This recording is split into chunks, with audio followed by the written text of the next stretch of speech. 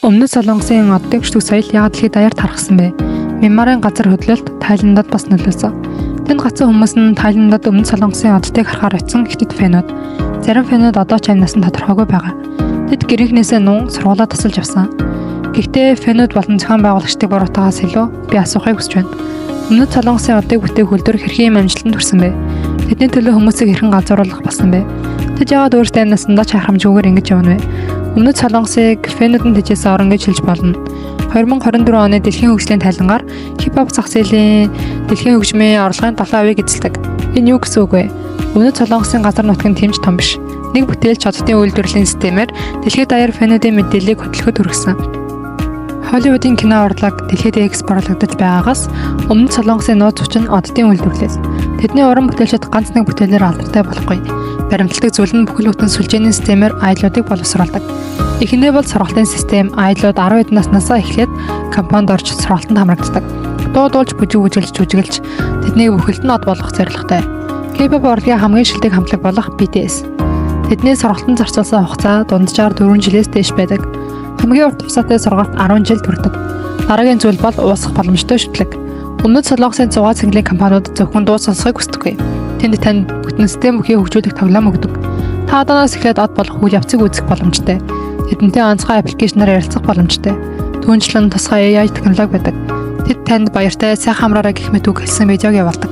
Энэ нь фэнүүдэд буруу ойлголт үүсгэх бөгөөд одон зөвхөн од биш, бэлтгэсэн найз, хайртай хүн эсвэл гэр бүл болж хувирдаг. Яагаад одууд гэрдэж хараа зарлах үед фанатууд тэсгүй уйлж уурладаг. Бүр тэднийг хэл амарт оромжилдог вэ? Учир нь тэдний ертөнцид алдагднуудын хувийн амьдрал биш, хамтарч л гэсэн. Өмнөд Солонгосын зугаа цэнгэлийн ертөнцид зөвхөн хөгжмийг зардаггүй. Сэтгэл хөдлөлийн худалдаалах үйлдвэр шиг. 2022 онд Өмнөд Солонгосын 3 компани SMYJJYP компанийн нийт орлого 2.5 их найд вон хүрчээ. BTS-ийн компани Hype фэнүүдэд зөвхөн альбом тасалбар худалдаж жилийн орлого нь 10 тэрбум $10 хүрдэг. Одуудын сурчлага болон бизнесийн гэрээ тэдний орлогод гайхалтай нөлөөдөг. Энэ нь тэдэнд баян болох боломжийг олгодог.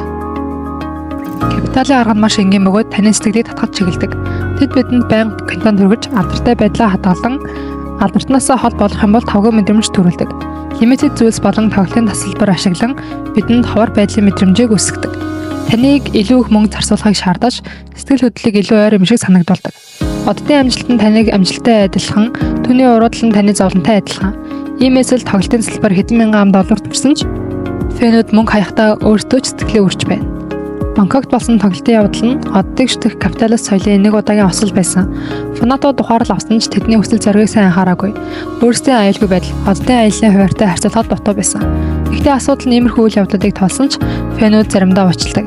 Ингэснээр илүү их мөнгө зардал гарахад хүрдэг. K-pop-ын дэлхийн хамгийн том хуралд одоо ч үргэлжилсээр байна. Гэхдээ энэ явдлын ард байгаа бодит байдал нь Өмнөд Солонгосын уран бүтээлчид болон агентлагууд үүнээс алдагдал хүлээхгүй.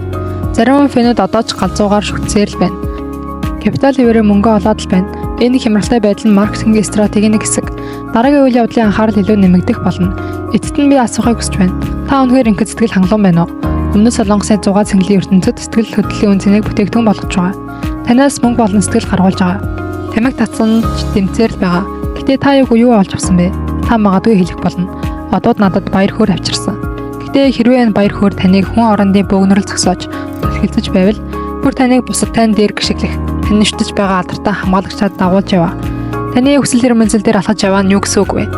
Энэ үнэхээр таны хүсэж байгаа баяр хөөр юм уу? Эдгээр нь бидний гүнзгий бодох ёстой асуудал юм.